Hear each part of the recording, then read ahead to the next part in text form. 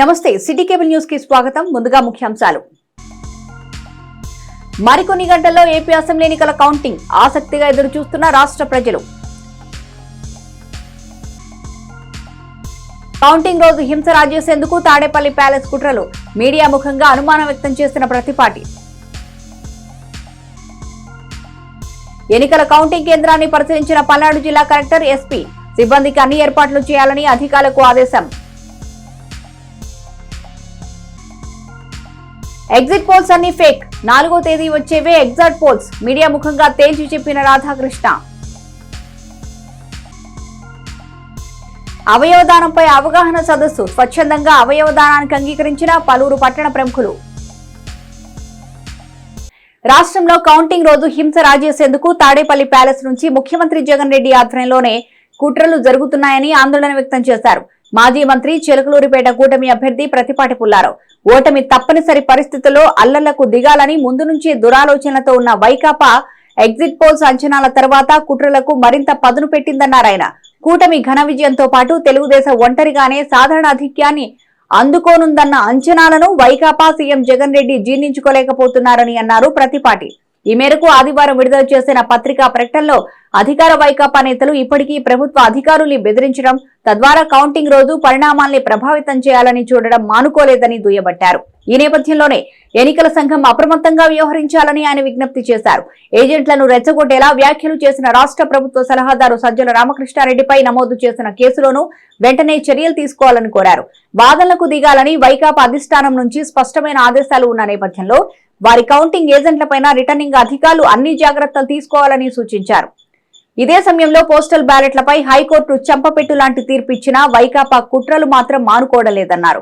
ఉద్యోగుల ఓట్లపై వాళ్లు ఎంతగా భయపడుతున్నారో అర్థమవుతోందన్నారు. మొదటి నుంచి ఓటమి భయంతోనే ఉపాధ్యాయులు, ఉద్యోగులు ఓట్లు వేయకుండా అడ్డుకోవాలని చూశారని, అది సాధ్యం కాకపోవడంతో ఇప్పుడు వాటిని చెల్లకుండా చేయాలని కుట్రపూరితంగా వ్యవహరిస్తున్నారని మండిపడ్డారు ప్రతిపాటి.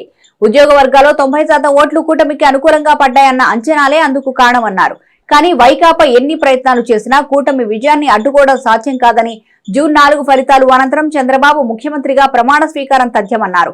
ఎగ్జిట్ పోల్స్ ఫలితాలను మించిన ఆధిక్యంతో కూటమి గెలవబోతుందని, రాష్ట్ర ప్రజలు ఎంత బలంగా మార్పు కోరుకున్నారో ఈ ఫలితాలు స్పష్టం చేస్తున్నాయని అన్నారు ప్రతిపాటి పుల్లారావు.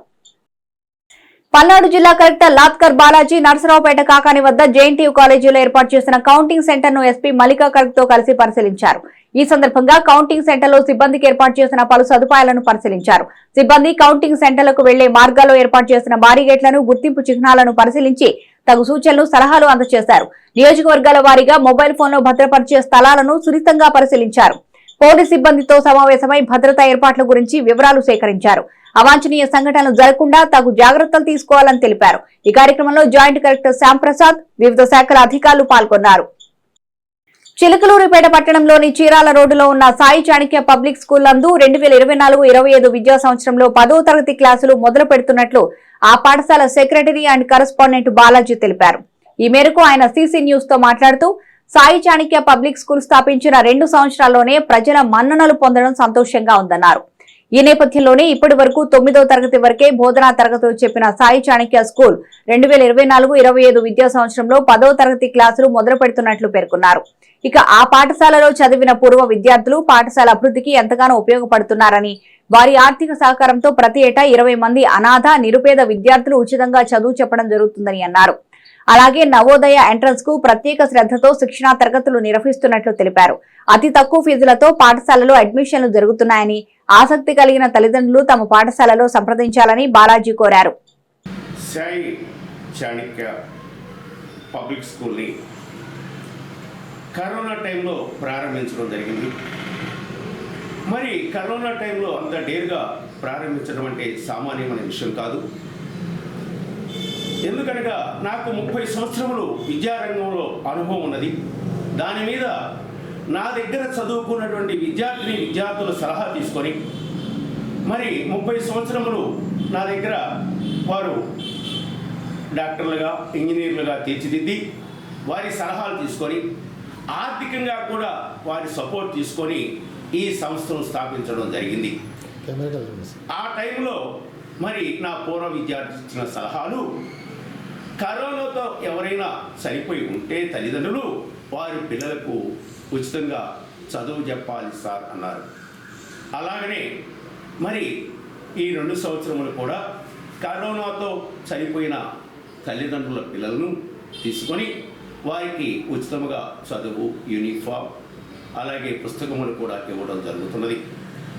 మరి మన పరిసరాల్లో ఆర్థికంగా ఎక్కువ వెనుకబడిన ఉన్న తల్లిదండ్రుల పిల్లలకి అతి తక్కువ ఫీజులతో కార్పొరేట్ విద్యని అందించాలనే ఉద్దేశంతో ఈ సంస్థలు స్థాపించడం జరిగింది. స్థాపించిన మొట్టమొదటి సంవత్సరంలోనే మరి 300 మంది విద్యార్థులు చేరటం అంటే చాలా ఆశ్చర్యం అయినటువంటి విషయం. అలాగే 2వ సంవత్సరము 400 మంది విద్యార్థులతో ముందుకు వెళ్ళడం జరిగింది. మరి అలాగే మన పరిసర ప్రాంతాల్లో ఎక్కడ కూడా నవోదయ కోరుకొండ చదువుకోవాలంటే చాలా దూర ప్రాంతాలకు వెళ్ళవలసి వస్తుంది. అందుకని స్కూలు ఫీజులోనే నవోదయ, కోరుకొండ ఎంట్రన్స్ పరీక్షలకు కూడా కోచింగ్ ఇవ్వడం జరుగుతుంది. అలాగే ఈ సంవత్సరం నూతనముగా డిజిటల్ క్లాసులు ప్రారంభించడం జరుగుతున్నది. అలాగే మరి నా పూర్వ విద్యార్థుల సహకారంతో మరి ఇంకా ఈ సంవత్సరం కూడా 20 మంది విద్యార్థులు అనాథులుగా తిరుగుతున్న విద్యార్థులను తీసుకొని వారికి ఉచితంగా పుస్తకములు, యూనిఫామ్ ఇచ్చి చదువు చెప్పాలని సలహా ఇచ్చినారు. ఆ ఉద్దేశంతో ముందుకు వెళ్తున్నాను. నరసరావుపేట మండలం కాకాని గ్రామం వద్ద గల జేఎన్టీయూ కాలేజీలో జూన్ 4వ తేదీ సార్వత్రిక ఎన్నికల కౌంటింగ్ సందర్భంగా ప్రయాణికులకు, వాహనదారులకు ఇబ్బందులు తలెత్తకుండా నరసరావుపేట పట్టణం నుంచి పలు ప్రాంతాలకు ట్రాఫిక్ మళ్లించినట్లు పల్నాడు జిల్లా ఎస్పీ మల్లికా గర్గ్ తెలిపారు. ఈ నెల 3 నుంచి 4వ తేదీ కౌంటింగ్ పూర్తయ్యే వరకు నరసరావుపేట నుంచి వినుకొండ వైపు వెళ్లు భారీ, మధ్య తరహా వాహనాలు station road, Lingamguntla, Ikkurthi, Rompicherla cross road మీదుగా అద్దంకి, నార్కెట్పల్లి హైవే మీదుగా సంతమాగులూరు క్రాస్ రోడ్ మీదుగా వెళ్లాలని సూచించారు.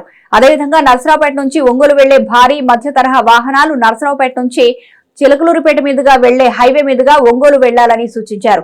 ఎట్టి పరిస్థితుల్లో వినుకొండ రోడ్డు వైపు, ఉప్పలపాడు, పెట్లూరి వారిపాలెం గ్రామాల మీదుగా వాహనాలు అనుమతించబడవన్నారు. అత్యవసర వాహనాలు, జేఎన్టీయూకి కౌంటింగ్ నిమిత్తం వెళ్లు వాహనాలను మాత్రమే ఈ మార్గం ద్వారాలో అనుమతించబడతాయన్నారు. అదేవిధంగా కౌంటింగ్ సెంటర్ వద్ద పరిసర ప్రాంతాల్లో అణువణువు సీసీ కెమెరాలు నిఘాలో ఉన్నాయని, చుట్టుపక్కల ప్రదేశాల్లో పోలీస్ డ్రోన్లతో నిఘా ఏర్పాటు చేసి ఉన్నారని, కౌంటింగ్ కు వచ్చి ఏజెంట్లు అందరూ తప్పనిసరిగా వారికి ఇచ్చిన ఐడీ కార్డులను తీసుకురావాలని తెలిపారు. కౌంటింగ్ కు వచ్చి వాహనాలు పోలీస్ వారు సూచించిన ప్రదేశంలో పార్క్ చేసి రావాలన్నారు. కౌంటింగ్ కు వచ్చి ఏజెంట్లు ఎవరి వాహనాలు వారే డ్రైవ్ చేసుకుని రావాలని, డ్రైవర్లని లోనికి పంపరని, కౌంటింగ్ కేంద్రంలోకి ఏజెంట్లకు సెల్ ఫోన్లు అనుమతించబడవని ఎస్పీ స్పష్టం చేశారు. కౌంటింగ్ కేంద్రం వద్ద భారీ సంఖ్యలో రాష్ట్ర పోలీసులు, రాష్ట్ర ప్రత్యేక పోలీసు బలగాలు, కేంద్ర సాయుధ బలగాలతో పటిష్ట బందోబస్తు ఏర్పాటు చేయడం జరిగిందన్నారు. ఎగ్జిట్ పోల్స్ అని కూడా ఫేక్ అని, 4వ తేదీ వచ్చేవే ఎగ్జిట్ పోల్స్ అని కాంగ్రెస్ పార్టీ చిలకలూరిపేట నియోజకవర్గ ఎమ్మెల్యే అభ్యర్థి ఎం రాధాకృష్ణ అన్నారు. ఈ మేరకు ఆయన సీసీ న్యూస్ తో మాట్లాడుతూ 1వ తేదీ వచ్చిన ఎగ్జిట్ పోల్స్ అన్ని కూడా వాతావరణ శాఖ ఇచ్చే రిపోర్ట్లా ఉన్నాయని ఎద్దేవా చేశారు.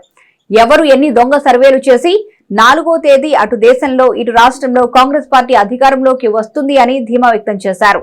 ఈ రోజు ప్రస్తుతం నడుస్తున్న చర్చనీయాంశం ఇటీవల జరిగినటువంటి సార్వత్రిక ఎన్నికల ఫలితాలు రేపు రాబోతున్నటువంటి తరుణంలో సర్వేలు, ఎగ్జిట్ పోల్స్ పేరుతోటి ప్రజల్లో అయోమయం సృష్టించడానికి ప్రయత్నం చేస్తున్నాయని ఒక ప్రగాఢమైనటువంటి విశ్వాసంతో ఈరోజు మేము ముందుంచేటువంటి ప్రయత్నం చేస్తూ ఉన్నాం. సర్వేల పేరుతోటి, ఎగ్జిట్ పోల్స్ పేరుతోటి వాతావరణ శాఖ శాస్త్రజ్ఞులు ఏ విధమైనటువంటి సూచనలు చేస్తారో ఆ విధమైనటువంటి ఫలితాలను ప్రకటించి ప్రజలలో అయోమయాన్ని, గందరగోళాన్ని సృష్టించేటువంటి ప్రయత్నం చేస్తున్నారు. ఈ సర్వే సంస్థలు, ఎగ్జిట్ పోల్స్ నిర్వహించేటువంటి వారు వారి మనసులో ఏదో ఒక పార్టీ మీద వారికి ఉన్నటువంటి ప్రేమని ఈ ఫలితాల ద్వారా వ్యక్తీకరించడం కోసం చేసేటువంటి ప్రయత్నంలా కనిపిస్తున్నాయి తప్ప ఇవి వాస్తవాలు అనే విధంగా లేవు అని సూటిగా నేను చెప్పాలని అనుకుంటూ ఉన్నా. చిలకలూరిపేట పట్టణంలోని చీరాల రోడ్డులో ఉన్న ప్రగతి ఇంగ్లీష్ మీడియం స్కూల్లో 2024-25 సంవత్సరానికి గాను అడ్మిషన్లు జరుగుతున్నట్లు ప్రిన్సిపాల్ వెనిలాదేవి శ్రీకాంత్ కోరారు. తమ పాఠశాల నందు అర్హత, అనుభవం, అంకిత భావం కలిగిన ఉపాధ్యాయులతో బోధనా తరగతులు నిర్వహిస్తున్నట్లు వెల్లడించారు. సువిశాలమైన క్రీడా ప్రాంగణం, ఆహ్లాదకరమైన వాతావరణంతో విద్యాబోధన ఉంటుందన్నారు. విద్యార్థులు ఒత్తిడికి గురికాకుండా ఆటపాటలతో అలాగే ప్రతి విద్యార్థిపై వ్యక్తిగత శ్రద్ధ ఉంటుందన్నారు. ప్రతి తరగతికి పరిమితి సంఖ్యలో మాత్రమే విద్యార్థులను తీసుకోవడం జరుగుతుంది అన్నారు. 6 నుంచి 9వ తరగతి వరకు ఐఐటి తరగతులు నిర్వహిస్తున్నట్లు వెల్లడించారు. తమ పిల్లల భవిష్యత్తుకు బాటలు వేసేందుకు వెంటనే తల్లిదండ్రులు ప్రగతి స్కూల్ సంప్రదించాలని వారు కోరారు.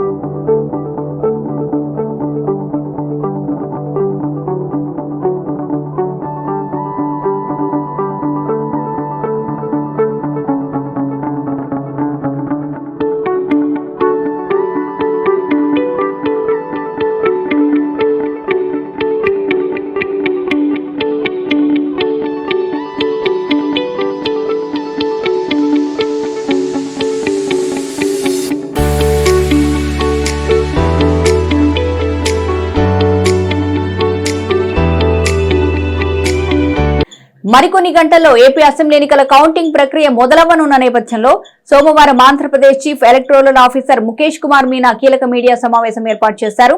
ఉదయం 8 గంటలకు పోస్టల్ బ్యాలెట్ ఓట్ల లెక్కింపు మొదలవుతుందని ప్రకటించారు. ఉదయం 8:30 నుంచి ఈవీఎంలలో నిక్షిప్తమైన ఓట్ల కౌంటింగ్ ప్రక్రియ మొదలవుతుందని వివరించారు. ఇక మధ్యాహ్నం 12 నుంచి 1 గంటలోపు ఫలితాలపై ఓ అంచనా వస్తుందని ఆయన అంచనా వేశారు. మన ఎలక్షన్ స్టేజ్కి ఫైనల్ స్టేజ్కి వచ్చేసాము. రేపు కౌంటింగ్ ఉంది. మార్నింగ్ 8 o'clock నుంచి కౌంటింగ్ స్టార్ట్ అవుతుంది. బట్ ఇప్పుడు దాకా వచ్చిన మన ఈ జర్నీలో 16th March election was announced, 13th May polling జరిగింది. రేపు మనం కౌంటింగ్ జరుగుతుంది. పార్లమెంట్ కాన్స్టిట్యున్సీలో 454 మంది పోటీ చేశారు. అసెంబ్లీ కాన్స్టిట్యున్సీలో 2387. ఫైనల్ పోలింగ్ స్టేషన్ నెంబర్ మనకు 46,389. ఇది ఇంక్లూడింగ్ ఆక్సిలరీ పోలింగ్ స్టేషన్స్. తర్వాత మన రాష్ట్రంలో ఉన్న 4.13 crore voters. This does not include the service voters. Except service voters 4.13 crore voters మనకు ఉన్నారు. దాంట్లో 3.33 crores voters, they utilize their franchise. Polling percentage మనకు 80.66 వచ్చింది. This is EVM voting percentage. 1.2% add చేస్తే టోటల్ మనకు 81.8% పోలింగ్ జరిగింది, which is almost 2% more than the last 2019లో జరిగిన ఓటింగ్ శాతంకి. పోస్టల్ బ్యాలెట్ కూడా మీ అందరికీ తెలుసు. ఈసారి పోస్టల్ బ్యాలెట్ కూడా చాలా పెద్ద ఎత్తున కాస్ట్ చేయడం జరిగింది. ఐ కుడ్ సే ఆల్మోస్ట్ 92-93% వరకు పోస్టల్ బ్యాలెట్స్ మన ఎలక్షన్లో పని చేసిన సిబ్బంది వాళ్ళు కాస్ట్ చేశారు. ఇప్పుడు దాకా వచ్చిన మన దగ్గర ఇన్ఫర్మేషన్ ప్రకారం 26,473 ఇది అబ్సెంటీ ఓటర్స్ కింద, అంటే 85+. తర్వాత పీడబ్ల్యూడీ కేటగిరీ కింద. ఫెసిలిటేషన్ సెంటర్లో మనకు చేసిన voters 4.61 lakh. This includes essential voters కూడా, ఇసెన్షియల్ సర్వీసెస్లో ఉన్న ఓటర్స్ కూడా దాంట్లో ఉన్నారు. ఇంతకుముందు సెపరేట్ ఇచ్చాము మనము, కానీ ఇప్పుడు కలిపి 4.61 crore ఇంక్లూడింగ్ ఫెసిలిటేషన్ సెంటర్లో చేసింది, తర్వాత ఇసెన్షియల్ సర్వీస్ వాళ్ళు చేసిన ఓటింగ్ రెండు కలిపి ఉన్నాయి. మనకు 67,000 సర్వీస్ ఓటర్స్ ఉన్నారు. నిన్నటి వరకు 26,721 వాళ్ళ ఓట్స్ బై పోస్ట్, బికాజ్ ఇవన్నీ బై పోస్ట్ వస్తాయి కాబట్టి బై పోస్ట్ మనకు వచ్చినాయి. ఇంకా రేపు మార్నింగ్ 8 వరకు, 8కు మనకు కౌంటింగ్ స్టార్ట్ అవుతుంది. సో 8 వరకు any postal ballot which comes to us will be counted in the counting procedure tomorrow. రాష్ట్రంలో పోలింగ్ ముగిసిన తర్వాత అధికారులు ఓట్ల లెక్కింపులో ప్రతి అంశాన్ని ప్రతిష్టాత్మకంగా తీసుకుని ఏర్పాట్లు చేస్తున్నారు. చిన్న చిన్న అంశాలను సైతం చాలా జాగ్రత్తగా పరిశీలిస్తున్నారు. ఎన్నికల సంఘ నిబంధన మేరకు ఉదయం 8 గంటలకు ఓట్ల లెక్కింపు షురూ అవుతుంది. కానీ దీనికోసం ముందు నుంచే కసరత్తు జరుగుతుంది. లెక్కింపునకు 4 గంటలకు ముందు అధికారులు తమ పనుల్లో నిమగ్నమవుతారు. సిబ్బంది తమకు కేటాయించిన లెక్కింపు కేంద్రాలకు ఉదయం 4 గంటలకు వెళ్లాలి. 5 గంటలకు వారికి లెక్కింపు చేయాల్సిన టేబుల్స్ చూపిస్తారు. సంబంధిత నియోజకవర్గ రిటర్నింగ్ అధికారి సిబ్బందితో ప్రమాణం కూడా చేయిస్తారు. లెక్కింపులో గోప్యత పాటిస్తామని వారితో ప్రమాణం చేయించి కాగితాలపై సంతకాలు కూడా చేయిస్తారు. 8 గంటలకు పోస్టల్ బ్యాలెట్ లెక్కింపు మొదలవుతుంది. మొదట ఉదయం 8 గంటల నుంచి 8 గంటల 30 నిమిషాల వరకు పోస్టల్ బ్యాలెట్ ఓట్లు లెక్కిస్తారు. అప్పటికి లెక్కింపు కాకపోతే అయ్యే వరకు కంటిన్యూ చేస్తారు. ఒకవేళ పోస్టల్ ఓట్లు ఎక్కువ ఉండే సమయం పడితే ఆ లెక్కింపు కొనసాగిస్తూనే ఈవీఎంలో ఓట్ల లెక్కింపు కూడా ప్రారంభిస్తారు. 1 నిమిషానికి 3 పోస్టల్ బ్యాలెట్లు లెక్కిస్తారని అంచనా. ఇక ఎన్నికల్లో 1 రౌండ్ ఫలితాలు ఎన్నికల సంఘం అధికారికంగా ప్రకటించాలంటే 30 నుంచి 45 నిమిషాల సమయం పడుతుంది. రౌండ్ పూర్తయిన వెంటనే అన్ని పార్టీలు స్వతంత్ర అభ్యర్థుల కౌంటింగ్ ఏజెంట్ల సంతకాలు తీసుకోవాలి. మైక్రో అబ్జర్వర్, కేంద్ర ఎన్నికల పరిశీలకుల సంతకాలు చేయాలి. ఆ తర్వాత ఏవైనా ఈవీఎంలోని ఓట్లను ఎన్నికల పరిశీలకుడు ఫలితాల రికార్డులతో పరిశీలిస్తారు. ఈవీఎంలలో వచ్చిన ఓట్లు, వీవీప్యాట్లో వచ్చిన ఓట్లు సరిపోవాలి. ఆ తర్వాత ఏజెంట్లు ఎవరికి అభ్యంతరం లేదని చెప్పిన తర్వాతే ఆర్ఓ రౌండ్ ఫలితాలు అధికారికంగా ప్రకటిస్తారు. ఈ ప్రక్రియలో ఏదైనా అభ్యంతరం ఉంటే ఓట్ల లెక్కింపు చాలా ఆలస్యం అవుతుంది. పట్టణంలోని కృష్ణమహల్ సెంటర్ ఉన్న రిటైర్డ్ ఎక్స్ఎస్ఏ గోరంట్ల నారాయణ గృహం వద్ద ఆదివారం నేత్రదానం, అవయవదానంపై అవగాహన కార్యక్రమం జరిగింది. వినుకొండకు చెందిన అమ్మానేత్ర అవయవ శరీరదాన ప్రోత్సాహకుల సంఘం ప్రతినిధి చలపతిరావు పాల్గొని అవగాహన కల్పించారు. ఈ సందర్భంగా చలపతిరావు మాట్లాడుతూ ఒక వ్యక్తి చేసే నేత్రదానం 2 అంధులకు చూపిస్తుందన్నారు. అలాగే మరణానంతరం మన దేహాన్ని ఆసుపత్రికి దానం చేస్తే వైద్య కళాశాలలో చేరే విద్యార్థులకు పాఠం చెప్తుందన్నారు. ఇందులో భాగంగా నారాయణతో పాటు ఆయన కుటుంబ సభ్యులు నేత్ర అవయవదానం చేయనున్నట్లు అంగీకార పత్రం ఆ సంస్థకు అందజేశారు. ఈ కార్యక్రమంలో రోటరీ చెంచు పున్నయ్య, పోటు శ్రీనివాసరావు, సాంబశివరావు, శంకరరావుతో పాటు పలువురు పెద్దలు పాల్గొన్నారు. ప్రోత్సాహకుల సంఘం తెలంగాణ, ఆంధ్రప్రదేశ్ పనిచేస్తుందండి. మనిషి చనిపోయిన తర్వాత చేసే శరీరదానం, నేత్రదానం, అలాగనే బ్రతికొండగలానే చేసేటువంటి రక్తదానం, వీటి గురించినటువంటి అవగాహన ప్రజల్లో కల్పించాలనేటువంటి ఉద్దేశంతో ఈరోజు ఈ సభ ఏర్పాటు చేయడం జరిగింది. ప్రజలందరూ మనిషి చేసేటువంటి మహాదానాల గురించి అర్థం చేసుకొని చనిపోయిన తర్వాత కూడా జీవితాన్ని కొనసాగించే ఉద్దేశంతో తెలుసుకొని వీలైనంత వాటికి ప్రజలు ఈ దానాలు చేయడానికి ముందుకు రావాలని కోరుచున్నాను. Thank you. పట్టణంలోని ఏఎంజీ సమీపాన హైవే రోడ్డు పక్కన సర్వీస్ రోడ్డుపై వర్షం నీరు నిలిచిపోయింది. అక్కడే పెట్రోల్ బంకు ఉండడం వల్ల పెట్రోల్ పోయించుకునేవారు తీవ్ర అసౌకర్యానికి గురవుతున్నారు. చిన్న వాన పడ్డా ఆ మార్గంలో పాత మార్కెట్ యార్డు దగ్గర నుంచి ఏఎంజీ వరకు నీరు నిలబడుతుంది. ఈ సమస్యను పరిష్కరించాలని పాదచారులు, ద్విచక్ర వాహనదారులు కోరుతున్నారు.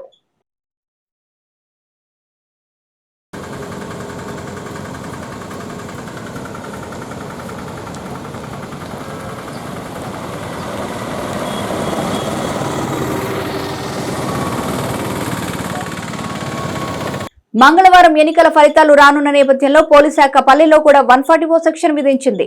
దీంతో మండల కేంద్రాలైన ఎడ్లపాడు, నాదెండ్ల గ్రామాలు నిర్మానుష్యంగా మారాయి. ప్రధాన వీధుల్లో ఉన్న దుకాణాలు మూసివేశారు. కేవలం మెడికల్ షాపులు మాత్రమే తెరిచారు.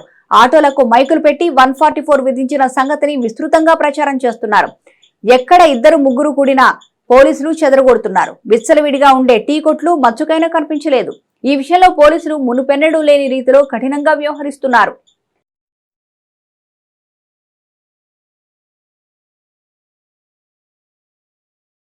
నాదెండ్ల నుంచి ఎడ్లపాడు వెళ్లే మార్గంలో ఉన్న పంట పొలాలు నీరు అందించే మైనర్ కాలువ మూసుకుపోయింది. పిచ్చి చెట్లు, జమ్మి, కంప కాలువ ప్రవాహానికి పూర్తిగా అడ్డంకిగా మారాయి. గతంలో పంట విరామమైన వేసవి కాలంలో ఎన్ఆర్ఈజేసీ పనుల ద్వారా వీటిని తొలగించేవారు. ఈ ఏడాది ఆ పనులు చేసిన దాఖలాలు కనిపించడం లేదు. మరికొద్ది రోజుల్లో రైతులు పంటలు వేనున్నారు. ఈ కాలువలు ఇలాగే ఉంటే ఎన్ఎస్పీ కాలువ నుంచి వచ్చే అరకొర నీరు ఈ పిచ్చి చెట్లకే సరిపోతాయి. అధికారులు స్పందించి ఈ మైనర్ కాలువను బాగు చేస్తే పంట పొలాలకు సక్రమంగా నీరందుతుంది.